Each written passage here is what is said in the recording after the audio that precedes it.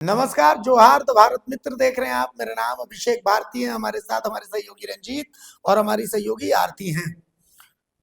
कुर्मी कुर्मी के ST status में inclusion को लेकर के 20 सितंबर को रेल टेका का आयोजन किया गया है और उस रेल टेका से पहले रांची से एक प्रतिनिधि मंडल दिल्ली के लिए रवाना हुआ है। अब आपको मैं पहले तस्वीर नंबर 1 दिखा देता हूं। इस प्रतिनिधि मंडल को हरी झंडी दिखा करके डुमरी विधायक जयराम महतो ने रवाना किया।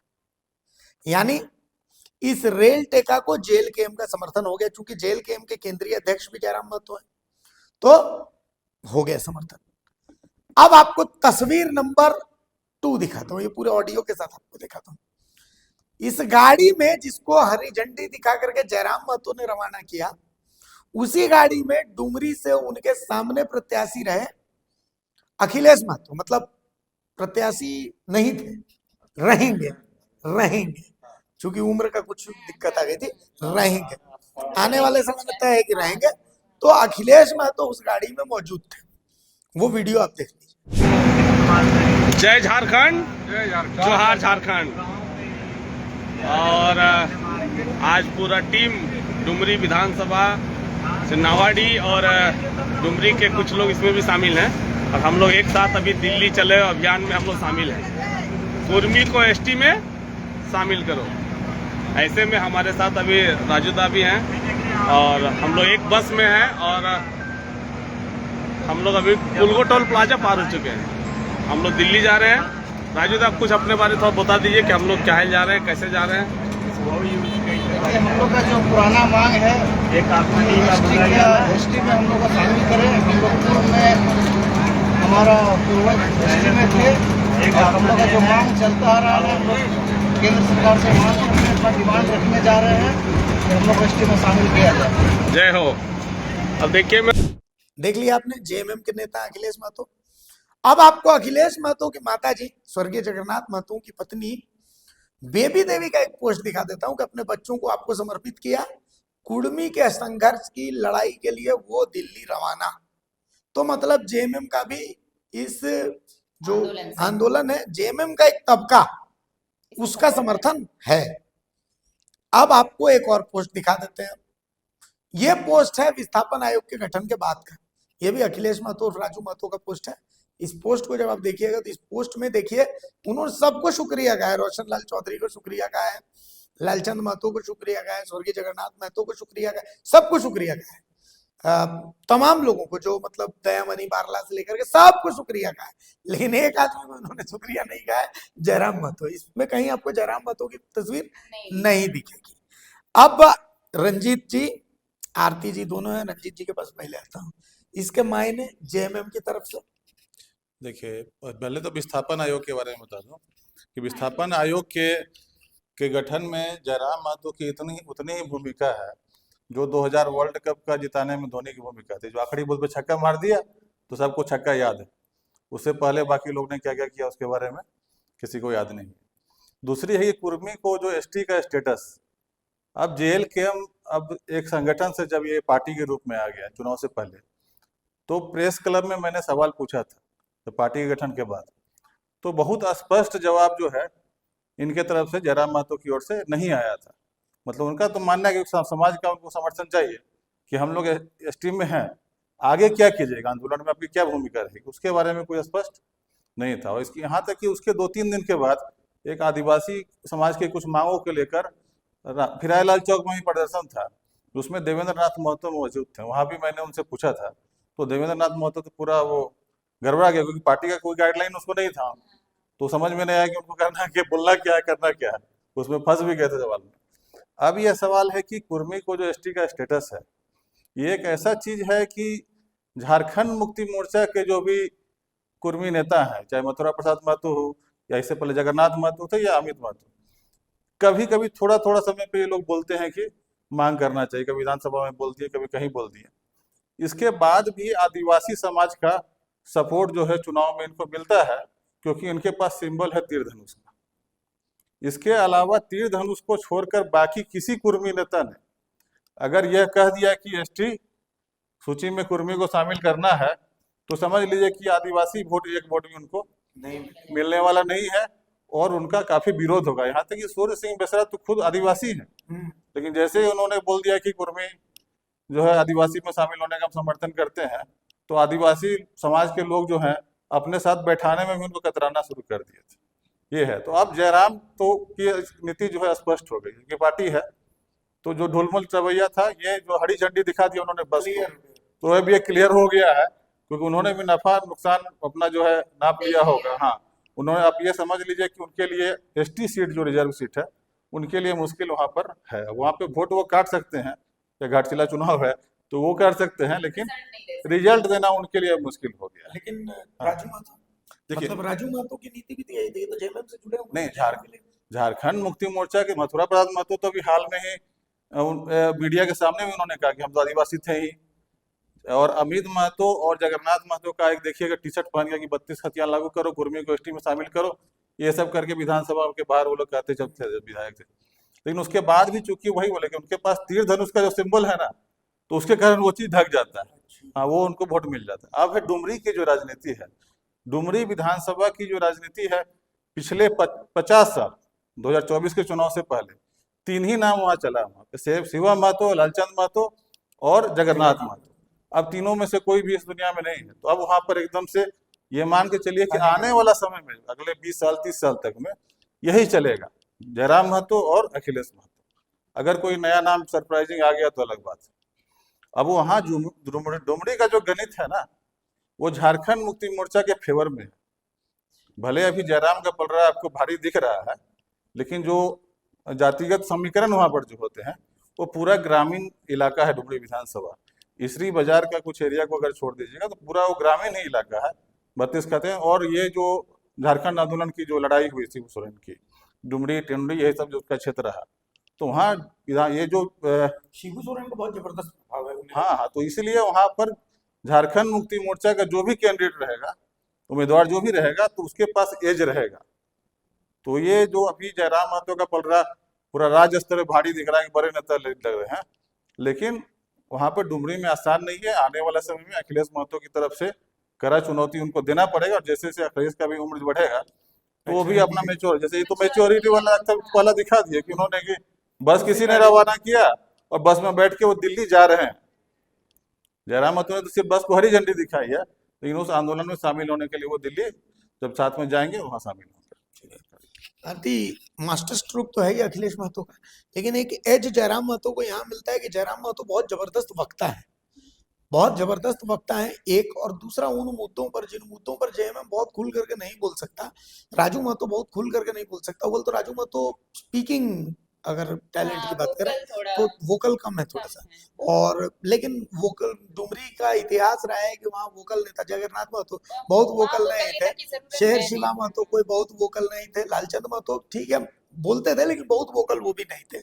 तो ऐसी स्थिति में मतलब ठीक है, चुनाव का गणित तो अलग होता है। बहरहाल अखिलेश महतो मतलब राजू महतो ने एक मास्टर स्ट्रोक तो ये खेल दिया है, तो इसका इम्पैक्ट क्या होगा? मतलब एक तरफ हेमंत सोरेन कहते हैं कि कहाँ लेके जाइएगा, और दूसरी तरफ राजू महतो फिर उसी गाड़ी में जाते हैं कि नहीं मैं मुझे, तो ये बड़ा मतलब विकट स्थिति है। और सिर्फ राजू महतो उस बस में सवार होकर नहीं जाते, उनकी माँ का पोस्ट भी देखिए, वो पोस्ट में अपने बेटों को भेज रही हूँ, ये पोस्ट भी है। लेकिन इन सब में आप देखिएगा, कहते हैं ना फिल्टरेशन होना, हर मुद्दे को आप देखिए, अगर इसका फिल्टरेशन होगा तो जयराम महतो फिर से आपको एक नए कलेवर में, नए तेवर में दिखाई देंगे। इसलिए दिखाई देंगे क्योंकि जेएमएम की तरह इस मुद्दे को लेकर जेएलकेएम में कोई विरोधाभास नहीं है। जेएलकेएम अब क्लियरली उनका स्टैंड है कि वो रेल टेका आंदोलन में शामिल हो रहे हैं भाई, और उन्हें तो कुर्मी को एसटी का दर्जा दिलाना है, वो इसके सपोर्ट में है। लेकिन जेएमएम में एक धड़ा है जो इस चीज का समर्थन कर रहा है। अभी आप अगर बेबी महतो, राजू महतो और कुछ को छोड़ दें आप, तो आपको इस तरह से फ्रंट फुट पर कोई भी खेलते नजर नहीं आएंगे इस मुद्दे पर, चाहे वो रेल टेका आंदोलन की बात हो या कुर्मी को एसटी में शामिल करने की मांग हो। जब मुख्यमंत्री खुद सदन में कह चुके हैं कि क्या पट्टा लगा के आप कहाँ लेकर जाएंगे आप ये आरक्षण लेकर, तो इससे साफ साबित होता है कि जो बड़ा तबका है वो इसके समर्थन में तो है नहीं। लेकिन अब ये चीजें हो सकता है कि अब एक तो जयराम महतो अपनी स्थिति साफ कर चुके हैं, दूसरी तरफ उसमें स्पष्ट नजर नहीं आ रहा जेएमएम में, तो इसका फायदा, अभी आप जिस डुमरी की बात कह रहे थे, कि समीकरण वहां पर इनके पक्ष में नहीं है, लेकिन ये जो वस्तु स्थिति है ना, जहां पर जयराम खुद को क्लियरली स्टैंड करते हैं किसी मुद्दे पर, ये इनका प्लस पॉइंट होता है और यही चीज इनके फेवर में चली जाती है। आप किसी भी मुद्दे पर देख लीजिए, विस्थापन के मुद्दे पर इतने दिनों से सब कुछ हो रहा था, लेकिन आज जब अगर फैसला आया है तो इसमें माइलेज लेने के लिए JLKM सबसे आगे खड़ा है, इससे आप इनकार नहीं कर सकते। क्योंकि क्या ऐसा नहीं था कि पहले अंबा प्रसाद ने नहीं उठाया, योगेंद्र साहू ने नहीं उठाया, निर्मला देवी ने नहीं उठाया, या फिर जो बहुत सारे नेता है, रोशन लाल भी बोले, निर्मल महतो भी बोले, सब बोले, लेकिन माइलेज किसे मिला? जयराम महतो को। क्यों मिला? क्योंकि वो अपना स्टैंड बहुत क्लियर रखते हैं, वो वोकल हैं। और आप कह रहे हैं डुमरी का समीकरण, जब तक टाइगर जो अब नहीं है, जगन्नाथ दा, उनको टाइगर ही कहा जाता था, तो उनके रहने के बाद एक चीज तय थी कि चाहे कोई भी पार्टी आए, कोई भी चेहरा आए, वो टाइगर को ही वोट जाना है। और जगन्नाथ दा ने इसे साबित भी किया था। बेबी महतो को जो सिंपैथी वोट मिला वो उसका, लेकिन उसके बाद समीकरण इसलिए बदला क्योंकि उनकी जो सिंपैथी थी वो धीरे धीरे खत्म होने लगी। उसके बाद लोगों को एक उम्मीद जगी जयराम महतो में, और जयराम महतो के साथ प्लस पॉइंट ये है कि वो अपनी बातों को इतने अच्छे तरीके से लोगों के बीच रखते हैं। और कनेक्टिविटी, आप इससे पहले मुझे लगता है अगर आप केंद्र के लेवल पे जाएं तो आप नरेंद्र मोदी प्रधानमंत्री में ये चीजें देखेंगे कि वो क्या कर रहे हैं नहीं कर रहे हैं उसमें मत जाइए, लेकिन जब वो सभा में होते हैं तो वो लोगों से कैसे कनेक्ट करते हैं। कनेक्टिविटी एक लीडर की सबसे बड़ी पहचान होती है, आप मास ऑडियंस को कैसे कनेक्ट कर रहे हैं, और ये खूबी जयराम महतो में कूट कूट कर भरी है।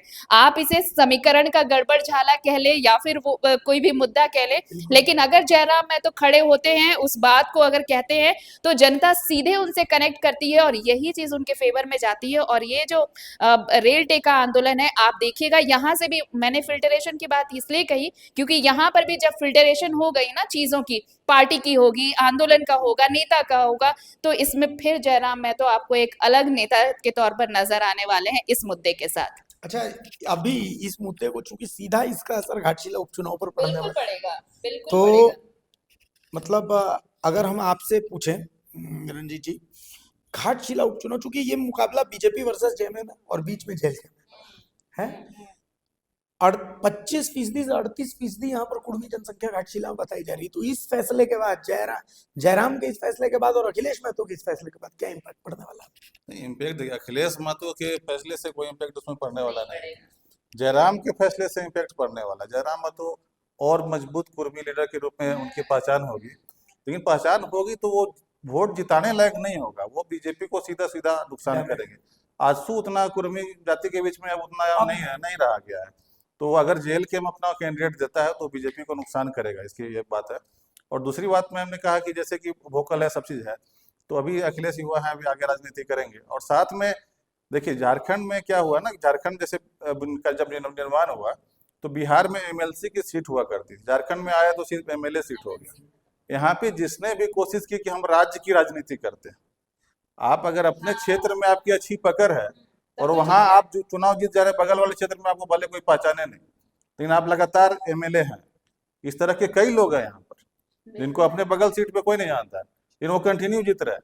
लेकिन ऐसे लोग हैं कि जिनको पूरे राज्य भर में लोग जान रहे हैं, लेकिन वो चुनाव नहीं जीत पाते हैं, क्योंकि हर विधानसभा में मान के चलिए आपका 81 विधानसभा है, हर विधानसभा में आपको 25-25 हजार वोट है, 30-30 हजार वोट है, लेकिन उसी सीट से आप विधायक नहीं बन पाते हैं। आपको विधायक बनने के लिए एक ही जगह पे आपको सीट चाहिए, इसीलिए इतना लोकप्रिय होने के बाद भी जयराम महतो बेरमो नहीं जीत पाए, है ना। तो लगा यहाँ पे चाहिए कि ऐसा लीडर, और MLC का ऑप्शन नहीं, ये MLC मैं इसलिए कह रहा हूँ क्योंकि बिहार में जब इस तरह के जो नेता होते हैं जो पूरे राज्य में लोकप्रिय होते हैं, या नीतीश कुमार कहाँ विधानसभा चुनाव लड़ते हैं, कई लोग हैं जो विधानसभा चुनाव लड़ते ही नहीं है, वो MLC कभी नहीं लड़े, बीजेपी के सबसे बड़ा चेहरा रहे, वो MLC सीट एक ऑप्शन होता है, चल जाते हैं। लेकिन यहाँ जब आप कितना भी लोकप्रिय रहे, लेकिन अगर विधायक आप नहीं बन पाइएगा, सांसद नहीं बन पाइएगा, तो उसके बाद खासकर अपना पार्टी को खड़ा करना, कंटिन्यू करना बहुत दिक्कत है। लेकिन अब देखिए उनकी रणनीति लगातार, जैसे कुर्मी वाले मामले में तब तो क्लियर हो गया जी, जो डाउट पिछले दिनों था कि पता नहीं है कि नहीं है, तो पूरा आकलन उनकी टीम ने किया होगा, तभी ये निर्णय हुआ कि अब उसको हरा जहाँ जाना चाहिए। तब आगे क्या उसके काट निकालते हैं, क्या उपाय करते हैं, ये देखना होगा। घाटशिला पर इम्पैक्ट। बिल्कुल। ये आपने सही कहा कि जो सर्वमान्य बनने के लिए खैर अभी उनको वक़्त भी लगेगा। आप इतनी जल्दी बिल्कुल तय नहीं कर सकते कि अभी तो उन्होंने पहला चुनाव जीता है और बहुत मुश्किल से मुझे लगता है 1 से डेढ़ साल हुए हैं उन्हें संगठन खड़ा किए हुए। तो ज़रूरत होगी थोड़ा वक़्त देने की, वक़्त अगर दिया जाएगा तो शायद जयराम महतो बाकी जगहों पर भी सर्वमान्य नेता के तौर पर एक्सेप्ट कर लिए जाएँगे, तो थोड़ा वक़्त लगेगा। लेकिन घाटशिला चुनाव में कितना इम्पैक्ट पड़ेगा आप इसी से समझ सकते हैं। पहले तो वो रिजर्व सीट है। दूसरी चीज जो 25 से 38% जो वहां पर कुर्मी वोटर्स हैं वो पहले से डिसाइसिव है। उनका वो तय है कि उन्हें वोट कहाँ करना है। जेएलकेएम की नई नई एंट्री होगी वहां पर, तो इसलिए नहीं मैं कह रही हूँ क्योंकि पहली बार जब उन्होंने इस बार विधानसभा चुनाव में कदम रखा तो उन्हें इस वक्त उतना उन्हें पता नहीं होगा कि क्या स्ट्रैटेजी होनी चाहिए, कैसे जाएंगे, क्योंकि पहली बार हर कोई सोचता है कि अपनी पार्टी को कैसे वहां पर स्टैंड कराया जाए, खड़ा किया जाए। लेकिन अब अगर किसी रणनीति के साथ जेएलकेएम जा रहे हैं तो भी जेएलकेएम को कोई फायदा नहीं होने वाला। इसलिए नहीं होने वाला कि देखिए कुर्मी में भी बंटवारा है। बंटवारा इसलिए है कि जेएमएम में भी कुर्मी वोटर्स हैं, जो जेएमएम खांटी वोटर है वो उन्हीं को वोट करेंगे, चाहे आप कोई भी महतो नेता या कुर्मी नेता को वहां पर लेकर आइए। एक दूसरा ये कि जेएमएम का जो अपना एसटी वोटर है वो उनके साथ ही रहेगा, वो नहीं भटकने वाला। तो उसके बाद अगर बचता कौन है कुर्मी के वोट में से, तो वो जो बीजेपी को वोट करते हैं। तो बीजेपी अब जो जेएमएम का है वो तो खिसक के बीजेपी में जाएगा नहीं, जेएलकेएम में जाएगा नहीं, खिसकेगा कौन?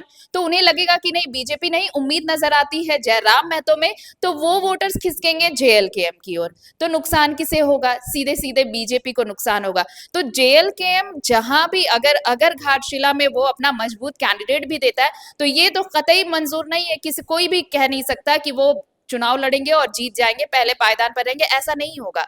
लेकिन ये जेएमएम को और मजबूती देंगे, जेएमएम और मजबूत तरीके से वहां से अपना चुनाव जीत पाएगा, इसमें कोई दो राय नहीं है। क्योंकि अगर वोट कटेगा, वोट जाएगा, हो सकता है कि जेएलकेएम के प्रत्याशी को वोट ज्यादा मिले, तो वो वोट अगर ज्यादा मिल रहा है तो वो वोट किसके मिल रहा है? बीजेपी के खाते के वोट जेएलकेएम को मिलने वाले हैं।